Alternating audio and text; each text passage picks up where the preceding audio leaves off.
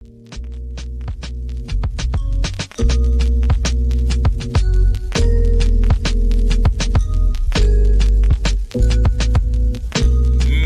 get into it. Hey, let me teach ya. Who named you Beneath? I call you a freak.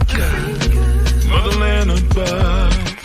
You should think of Aretha. Respect is the least of what you should receive for sharing your love. If you need. Peace, everyone. My name is Emma Sequoia. I'm with House Harud. Peace. I'm South Naya, House of Ras Kush. In peace, everyone. I'm South Dahaya, Ahala, House of Isaiah. Peace, peace. So today we're going to be talking about the wisdom that we've learned from our elders, all the lessons that we learned. So that's what we're going to be speaking about today. So, yeah, let's jump right on in. Well, the most exciting thing about it is you don't really understand that it's wisdom until you start getting older, and then you start thinking, oh, that's what she was talking about. I remember when Mama said, you know what I mean? And so it is a good thing when you have had olders and elders in your life that was able to pass down something that would, carry you through, and in some situations save you from a lot of grief. That's funny. You said that. I thought about the song Mama used to say. I think it's meant to sing that song. Right. But yeah, as you're going through your experiences and you're doing things, these things just come to mind and you remember, oh yeah, that's where I got that from. Oh yeah, that's why I do this. Oh yeah, I remember doing this or being in the kitchen with this particular person or how we would make this and get this ready for these people. All those thoughts come flooding back. And of course, the infamous, you're turning into these people. Oh, yes. That you yeah. This is true. You know what I think about? I think about like how I think about my size and I think about when I go shopping. And every time I buy clothes, I always have to think about I'm gonna have to hem this up. And I never stop to think about like why do I like automatically like do that and not just try to find clothes that actually fit. And I think about because my mother taught me that. She used to always have us hem our clothes for every special occasion. She's like, we got to get that hemmed. We got to get that looking right. And she's actually the person that taught me how to sew, actually. And I remember her sewing something. I was like, oh, can you teach me? I was always asking questions. And she was like, all right, I'm going to teach you real quick. She did it real fast. She's like, that's all you're going to get from me. So I had to take that little bit and be like, all right, thank you. And, learn more with it.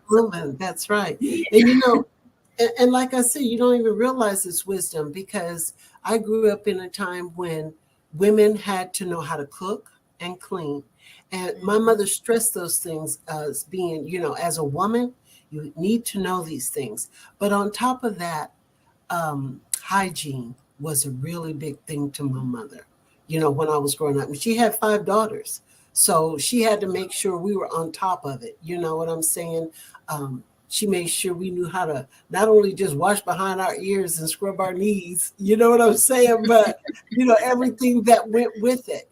And the hygiene meant that when you was out running and getting all sweaty, you just didn't come home and throw some water up under your arms and put on deodorant. That wasn't flying with my mother. You know what I mean? So that was a big thing. The hygiene, the cooking, the cleaning, and even to this day, that was something that I find myself pushing on to my daughters, that don't no man want a woman who can't cook. Well, that's rapid in this, Western culture in this modern day. I remember we called my sister Miss Instant because one time she opened and it was in a can. My mother's like, "Oh no, you didn't. You did not." Wow. That is hilarious. So we called her That Miss is Instant. hilarious. You know what I mean? Yeah, that is hilarious because I had 5. My mother had 5 daughters too, And my one sister, she's younger than me, she did not know how to cook, but she always thought that she knew how. She made this one time some macaroni salad. She was like, "This is good. It just tastes like pure mayonnaise." It was so gross. It was so gross, and we was like, "Yeah, this doesn't taste good at all." We was like, "You cannot cook." She was like, "I can't cook. I can't cook." I was like, "No, you cannot." But yeah, my Yeah, mother knew how to throw down as well. But it was interesting to see like who was able to pick up the wisdom and who wasn't able to. that's right. You know. That's like listening to you speak about the hygiene piece. Mhm. I got a visual instantly because I remember being like 7 or 8 years old and being told I smell like outside. Oh, And I Yep. think that's where all the preparing the royal bath came from. Because I don't want to Yep. smell like outside. So I go in the bathroom and I would run my bath water. And back then I had missed the bubble. So I would be sitting Yeah. Oh yeah. Oh yeah. I soaking in never Mr. missed the Bubble. bubble. Hmm. Uh-huh. And then even like it would be because of course you had to be home when the street lights came on. But That's right. if I came home when the street lights came on, sometimes I could still stay outside on the porch. So everyone gathered on, the porch at my great grandmother's house, and we would still sit and talk until we were disturbing her. Like, look, I can't sleep. Now y'all got to go home. And then I would come in and take that bath. But I remember too when I would get out the tub and go get some juice to go to sleep, there would be butter on the counter, eggs on the counter. So I knew the next dawning when I got up, we baking the cake and everything was That's prepared. right. So it's yeah. like That's right. even back then, I was learning these recipes that one day I just started, you know what, I'm gonna make this cake and a little bit of this and a little bit of that and put this in there, put that in there. And I remember I had a friend, she was like, "You're not measuring anything." It's like, yes, I That's am. right. Like, I know what it looks like. Right. Like you can Yeah, eyeball it. Eyeball it. That's what you call it. Hmm. that's You know, and one of the biggest things, like, it's funny you say that because as I think about being in the kitchen with my mother, I was always in the kitchen. And my ticket into the kitchen was my mother believed in cleaning as you cook. She never let stuff pile up in the mm, sink or all over the counter. And so I'd be washing them and watching and cleaning. My sisters would be dodging kitchen duty. And I just loved being in the kitchen. Matter of fact, it was so funny because when I went into the military, everybody gets 30 days. I don't care what your job is. You do 30 days of KP, what they call KP. You get taken off your regular job and put in the kitchen to, peel potatoes, wash dishes. Not me. When they assigned me to KP duty, I was in there for 3 months. I kept taking everybody else's because I wanted to be in the yeah, kitchen. That was the most feminine thing I could yeah. do in the military.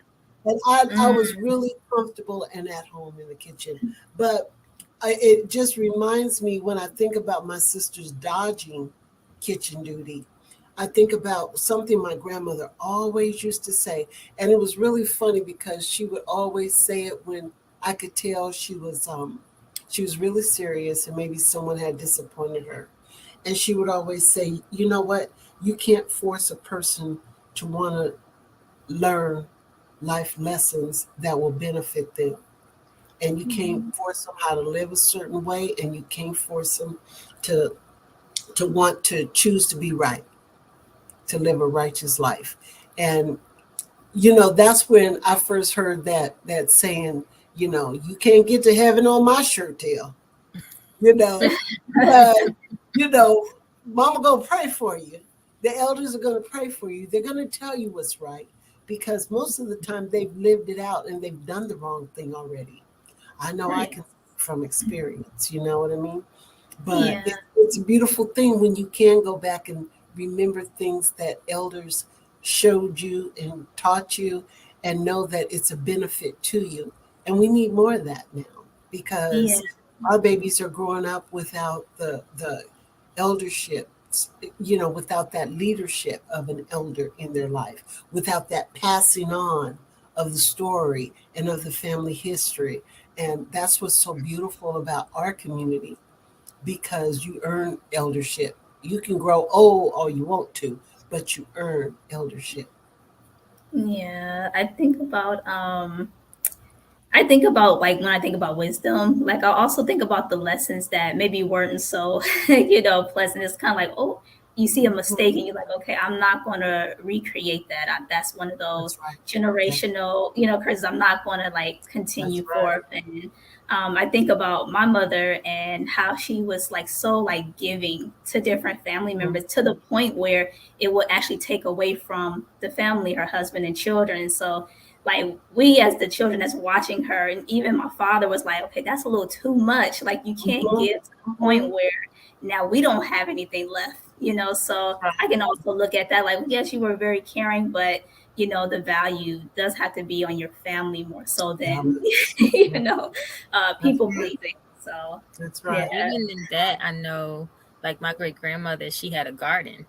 So Mm. even in listening to the shares, it's like some things are kind of the same, but some things are so different Mm. because on the way going down to the garden to pick the tomatoes, to pick the cucumbers, to pick the squash and the peppers, and it would be abundant sometimes and it would be given to family.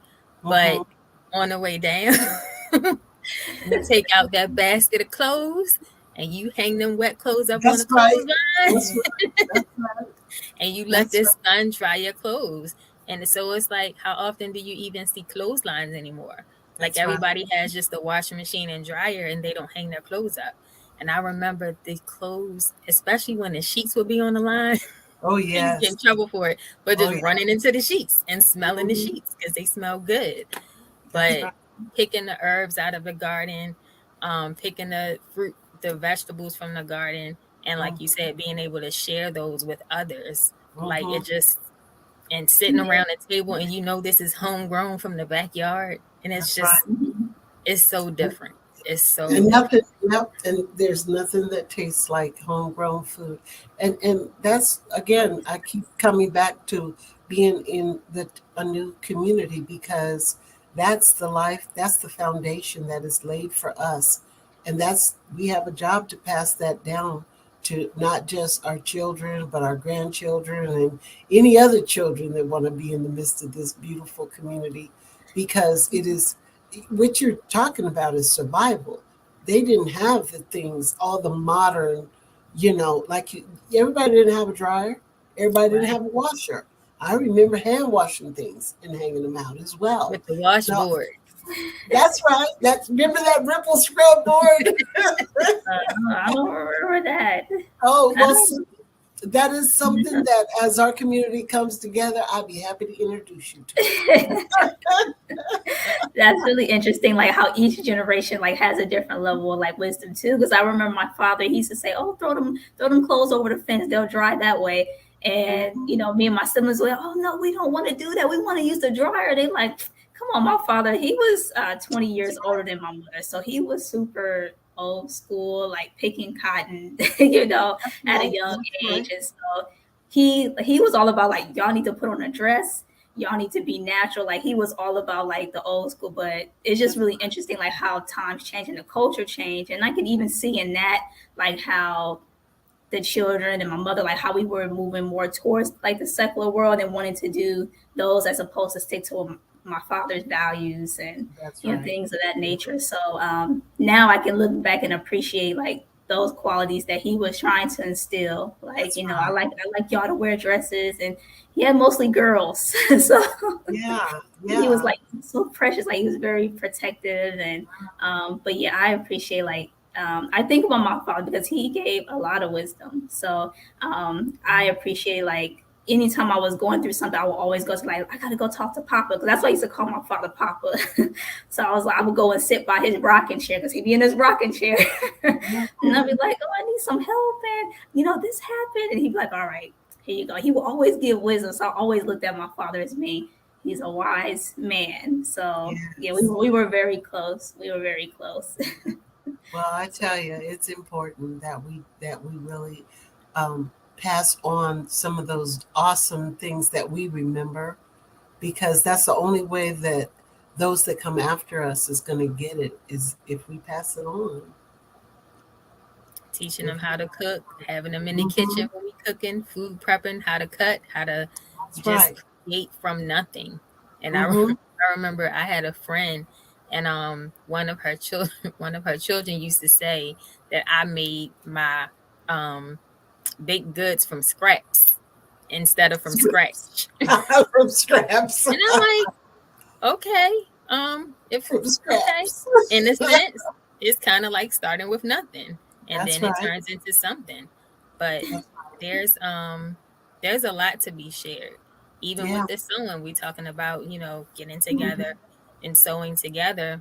There are that's youth that right. can learn to sew and how That's to right. hem and how to stitch. All of That's these right. different That's right. skills. They're That's very right. useful.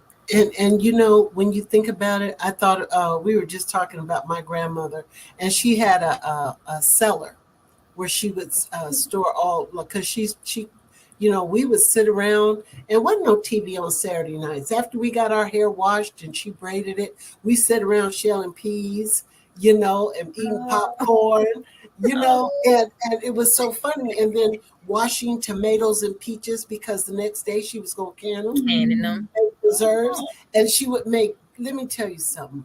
My grandmother, because back in those days, they didn't really get Social Security. It was little or nothing. oh, And I remember my grandmother, I don't care if she had some oil and flour and a bag of beans, we were going to eat good, because she was going to be able to make some bread. She was going to be able to season in beans like nobody else can, where you be sopping up the juice up with, you're not going to go hungry. If and even in a new, we talk about, foraging. We talking about being able to go out in the woods and the forest and to recognize certain foods. My grandparents did that, and I never really understood until now, how my grandmother could put something together and make it just scrumptious. That's a word. yeah, Delicious and scrumptious all at one time. But yeah. the generational wisdom is something that, if we do it right, as we are now, and if we keep it in a new, knowledge is something we pursue on a daily basis. And in order to have uh, wisdom, you have to have knowledge, and then you get your understanding. And now I know, for me, I'm in that time in my life where I'm understanding. The knowledge came, and showed me, to walk it out in wisdom. And now I'm at a place where I'm understanding why nothing goes to waste. you know Bad experiences, good experiences, nothing goes to waste on your journey. So That's that's that's part of those seasons that you speak to as well, Mhm. because it wasn't just the seasonings, the salt, the pepper, the spices. It that's was right. love in those meals, That's and right. that was the main ingredient that made it taste so delicious, because you're Mhm. doing this for your family. That's Like, right. Mm. what's That's better than that? Like, you're feeding everyone. You planted the food, you grew the food, you picked the food, you cooked the food, right. you That's served the right. food. That's There's right. great joy in that, That's great right. pride. Yeah. So that's the most important ingredient. Like, taking the time in every part Mhm. of that process, like, That's right. that is awesome. Yeah. Yeah, I wish I could learn that wisdom of like gardening. Like my mother knew how to garden, but we grew up in hard times, so she did know how to hook something up. I remember we used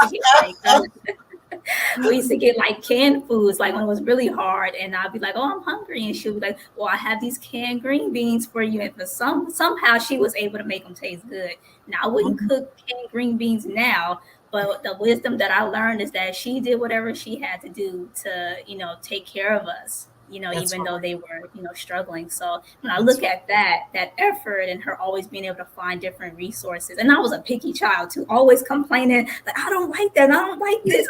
So she did the best she can with me. So Yeah, yeah.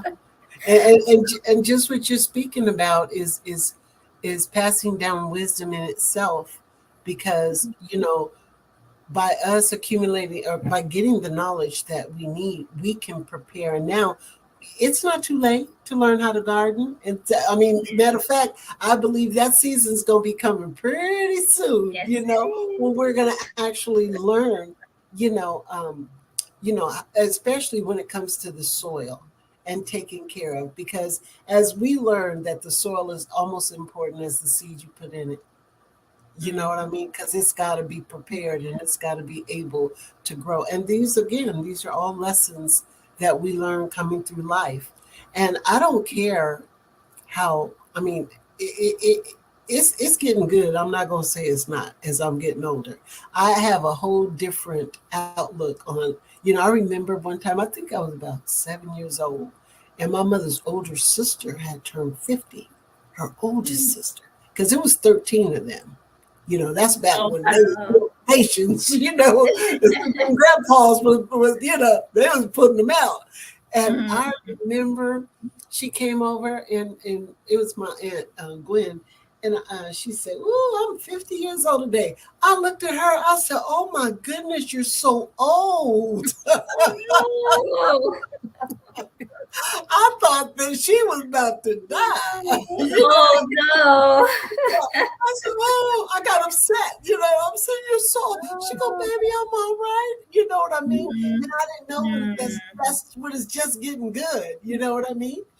Um, because a lot of things start making a lot of sense, as you get Yeah. older and you look back. But even at the place you're at right now, it's a time to value your experiences, because whether they're good or bad, they're going to turn into something that you need. I was just telling my son today, we were talking, and I said, we were kind of reminiscing on things that were good and things that were bad. I said, but it was all worked together for the good, because it taught us something. So, yeah, this has been fun sitting up here chatting with y'all. Thinking Yeah. about those things that were then and that not necessarily are now. Mm-hmm. One thing I thought about was deep freezers, because you spoke about the canning and the preserving and all of Mm-hmm. that. And I remember, like, yeah, we did those and there were things in jars, but even preparing for the winter to come. I Mm-hmm. remember tons and tons of freezer bags. And it's like Mm-hmm. you have these things laid out and it would be That's flat in the freezer. And sometimes it was the Mhm. large stand up deep freezer. Sometimes it's the long one. right. A But long either way, box. Mm-hmm. you had plenty for the family for the wintertime or for hard times to come. So That's if there right. was this family that was going without and they didn't have anything or following That's right. hard times or whatever, you go in there and you pack them up a bag. You make sure they have some food, give them That's right. some clothes, from the closet. Just do whatever you Yeah. need to do to, help them feel Mm-hmm. confident again, even in that Mm-hmm. low place. So That's even right. in that, it's like you still have something to share with someone else. Yeah. Yeah.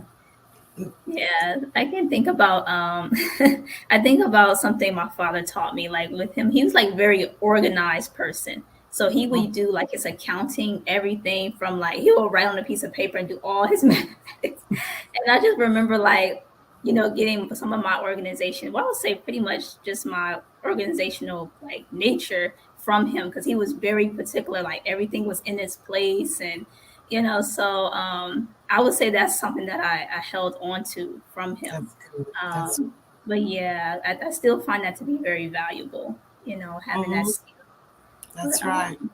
yeah.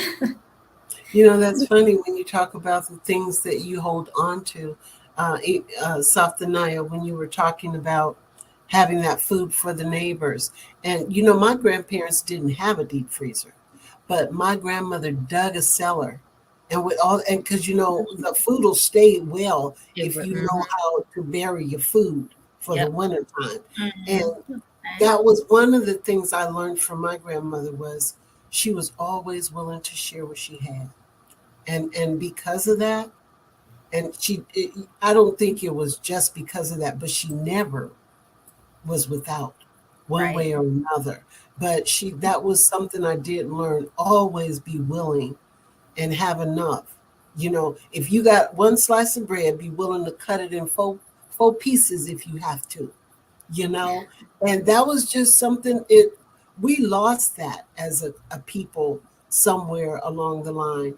Earlier I heard you mention, Ima Sequoia, the culture changed. The culture didn't change, the People people changed. changed. The people Mhm. changed, because we stopped doing what we knew to do.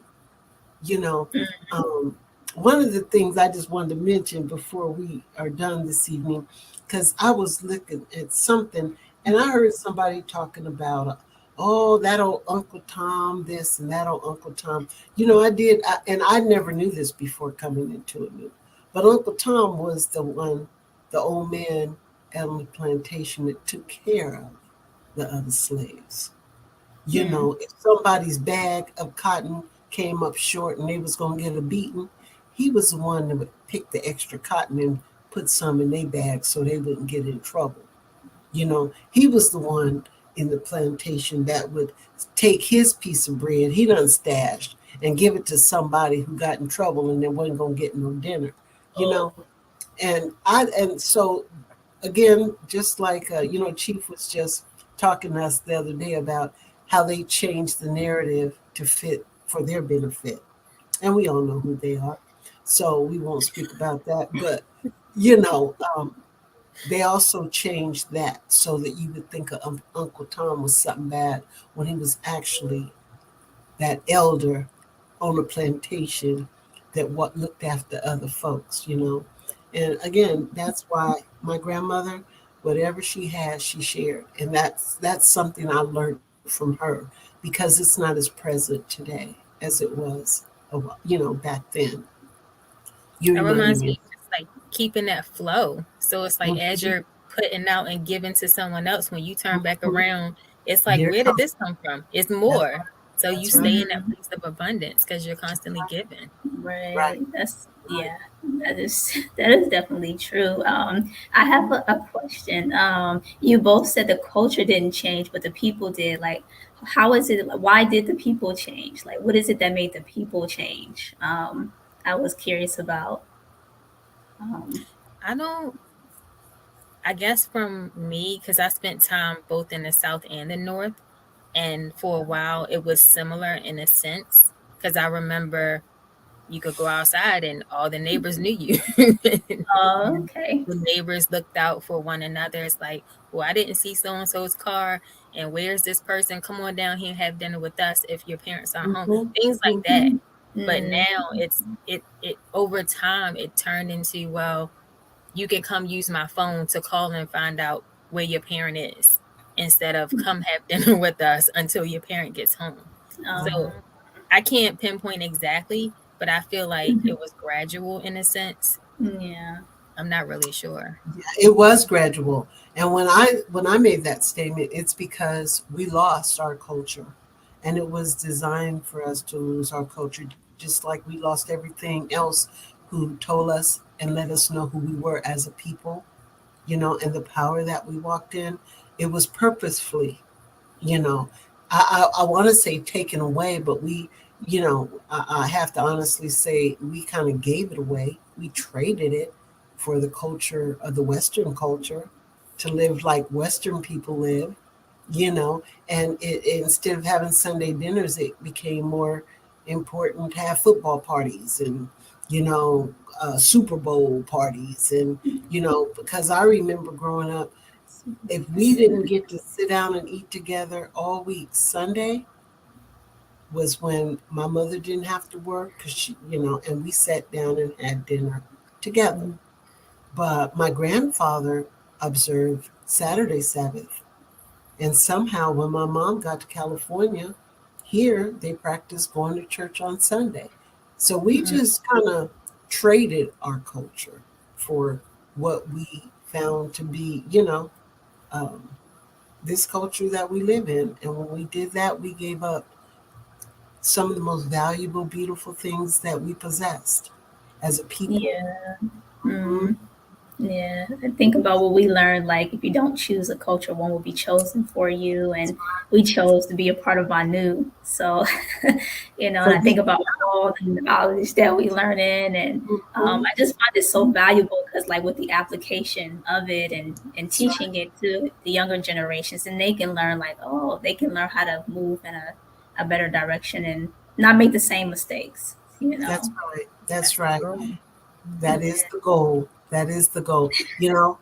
And for me to learn this, even at this time in my age, it's a beautiful thing because I have eyes on me.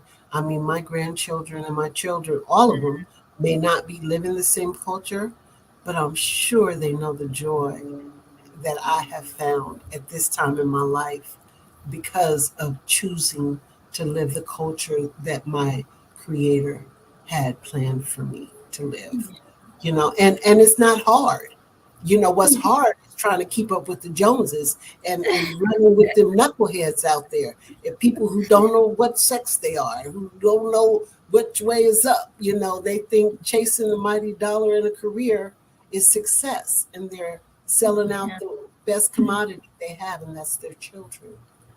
We've Yeah. actually put our children back up on the, I want to say that, I was going to say the chopping block, but That's what I was thinking you were gonna say too.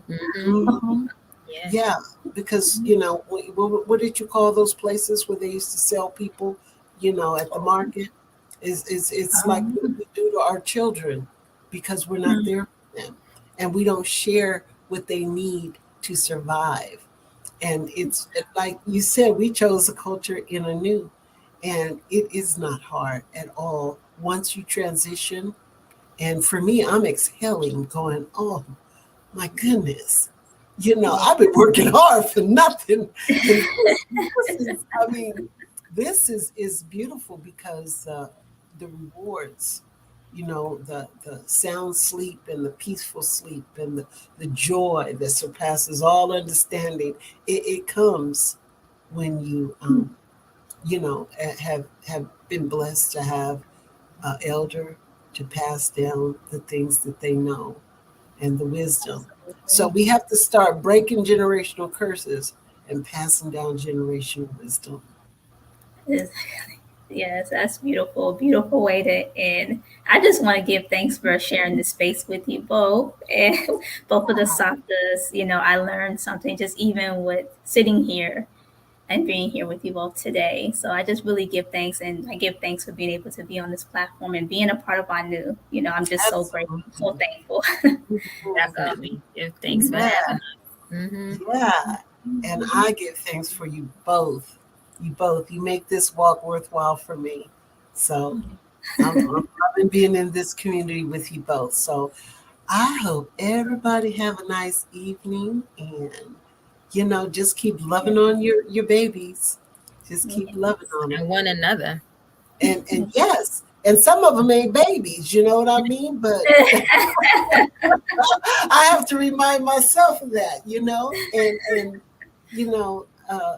as we close, Chief said something the other night in the study group that has really, he said, the way that we please the Most High is by treating each other, as though we would treat him or he would have us to treat one another. yeah. And that's also preparing, you know, what's to come. So yes, so Give thanks. thank, Give thanks thanks. And thank everybody. you. Yeah, thank you so much, everyone, for joining. Stay tuned, and we'll have another video for you soon. So subscribe. Yes, And yes, share. Peace. yeah. Peace. Peace.